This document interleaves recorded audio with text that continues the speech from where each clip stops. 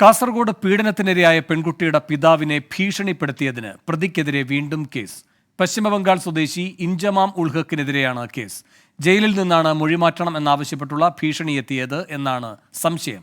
പീഡനക്കേസിൽ കണ്ണൂർ ജയിലിൽ 61 വർഷം തടവ് ശിക്ഷ അനുഭവിക്കുകയാണ് ഇഞ്ചമാം ഉൾ ഹക്ക്.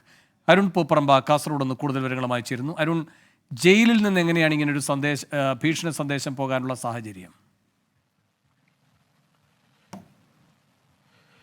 വേണു, തീർച്ചയായും വളരെ ഗൗരവപ്പെട്ട ഒരു സംഭവമാണിത്. 2017 ഹോസ്ദുർഗ് പോലീസ് സ്റ്റേഷൻ പരിധിയിൽ രജിസ്റ്റർ ചെയ്ത ഒരു പോക്സോ കേസിലെ പ്രതിയാണ് ഈ പശ്ചിമബംഗാൾ സ്വദേശിയായിട്ടുള്ള ഇഞ്ചമാം ഉൾ ഹക്ക്. അയാളിപ്പോൾ 61 വർഷം ശിക്ഷിച്ച് ഇപ്പോൾ കണ്ണൂർ സെൻട്രൽ ജയിലിൽ തടവിൽ കഴിയുകയാണ്. ഈ പ്രതിയാണ് ഈ പീഡനത്തിരയായിട്ടുള്ള പെൺകുട്ടിയുടെ പിതാവിനെ ഫോണിൽ വിളിച്ച് ഭീഷണിപ്പെടുത്തിയെന്ന പരാതി ഈ ഘട്ടത്തിൽ ഉയർന്നിട്ടുള്ളത്.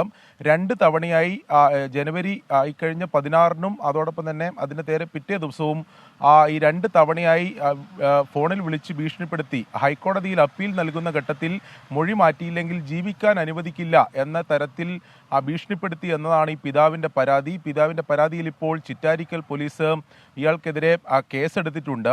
പോലീസ് ഇത് അല്പം ഗൗരവത്തിൽ തന്നെയാണ് ഇത് അന്വേഷിക്കുന്നത്. കാരണം ഇത് സെൻട്രൽ ജയിലിൽ നിന്ന് തടവിൽ കഴിയുന്ന ആൾ എങ്ങനെ ഈ പിതാവിനെ വിളിച്ചു എന്നുൾപ്പെടെയുള്ള കാര്യത്തിൽ അന്വേഷണം വേണം. അങ്ങനെ സ്ഥിരീകരിച്ചു കഴിഞ്ഞാൽ സെൻട്രൽ ജയിലിൽ ഇയാൾക്ക് എങ്ങനെ